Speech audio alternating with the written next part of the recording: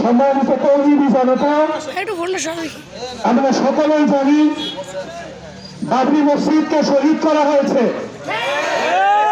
তারই সিলসিলায় বীর চট্টগ্রাম মসজিদগুলির উপরে হামলা করা হয়েছে।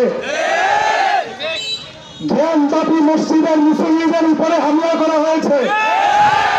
তারই সিলসিলায় বীর চট্টগ্রামের সমস্ত তৌহিদি মুসল্লিদের উপরে হামলা করা হয়েছে। আমরা জানি 5 দিন আগে শাহী মসজিদ, উত্তরপ্রদেশের শাহী মসজিদকে ভাঙার জন্য আদালত থেকে সরাসরি মসজিদের দিকে গিয়ে পুলিশের গুলিতে 5 জন শাহাদাত বরণ করেছেন। তারই সিলসিলায় আমাদের বাংলাদেশে সাইফুল ইসলামকে শহীদ করা হয়েছে।